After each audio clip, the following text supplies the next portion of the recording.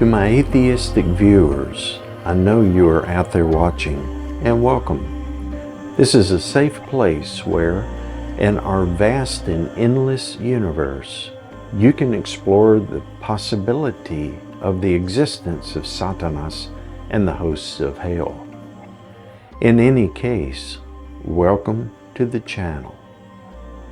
I am often asked my opinion about the 10 Commandments, so I felt inclined to do a video on this subject.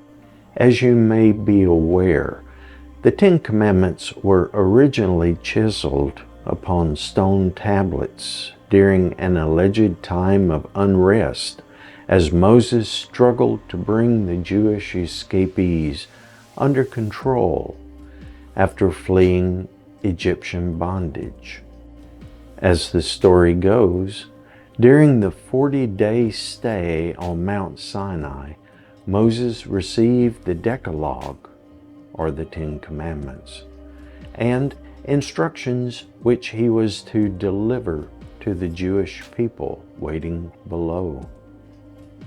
These events were recorded in the Pentateuch, aka the 5 books of Moses, which is the first part of the Hebrew Bible: Genesis, Exodus, Leviticus, Numbers, and Deuteronomy. In Judaism, it is called the Torah, and it is the first part of the Tanakh. In Christianity, it is known as the first part of the Old Testament. This is probably more than you wanted to know, so let's go further. So what better mechanism to control a mob of religiously inclined extremists? Perhaps no less than the Word of God in writing. Even Maimonides was proud of the mileage gained from the Big Ten. When challenged on any religious subject, the answer was simply, God cannot be questioned. End of conversation. In the Guide for the Perplexed, written around 1190 by Rabbi Moshe ben Maimon, he writes, "Those who observe the nature of the universe and the commandments of the law and know their purpose see clearly God's mercy and truth in everything. They seek, therefore, that which the Creator intended to be the aim of man." Videlicet, comprehension. So, when all hell was breaking loose, Moses decided to hike up a mountain. During this 40-day jaunt, God decided it was time to give him a few laws, some kind of moral code to serve as the basis for civilization and frame existence and harmonize coexistence for all people of all beliefs everywhere. It just so happened God felt this urgent right when his people were growing impatient, waiting for the entry into their promised land, which was promised by God. However, no one told the inhabitants of that land about God's plans. This problem still persists today. Some accounts attempt to excuse the Jews by claiming Egyptians were the ones worshiping idols. However, a golden calf was built and worshipped. Bull worship was quite common during that time in history. In modern society, a different kind of bull worship is very common. So what important messages were given to his beloved children? Let's take a look at some of the tidbits that seem to be a little more discombobulated than a Quentin Tarantino movie of the Passion Play.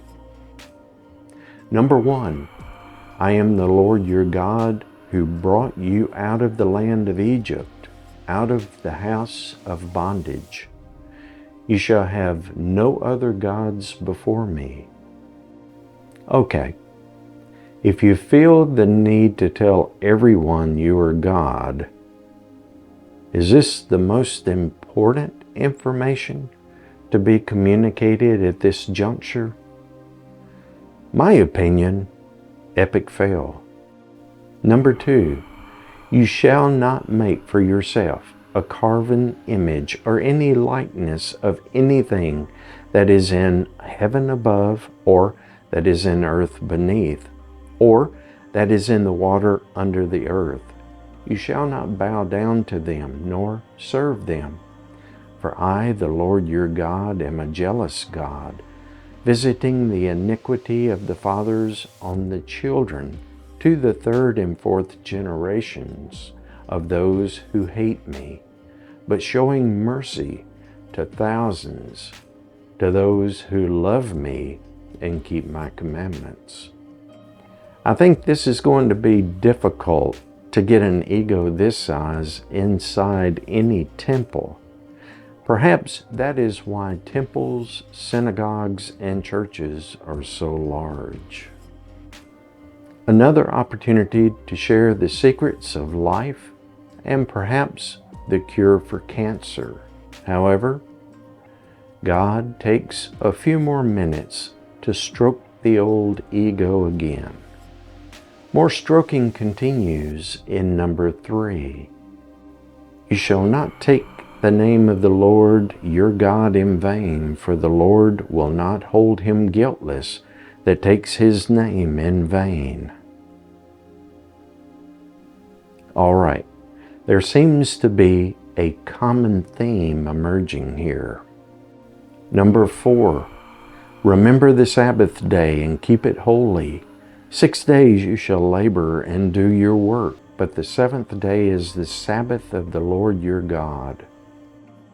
More worship me, conditional language, in my opinion. Number 5, honor your father and your mother, that their days may be long upon the land which the Lord your God has given you. Well, this was out of left field, not the most usable information, probably aimed at more control and worship. I believe fathers and mothers that deserve honor should be honored, but not all fathers and mothers deserve honor. Number 6, you shall not murder. Now this is big news, and it seems appropriate, although it's very vague. Do animals count, or just humans? How will I get my golden calf to stay on the bun if I don't kill it? This must not apply to animal sacrifices, when innocent animals were murdered on the altar in God's name.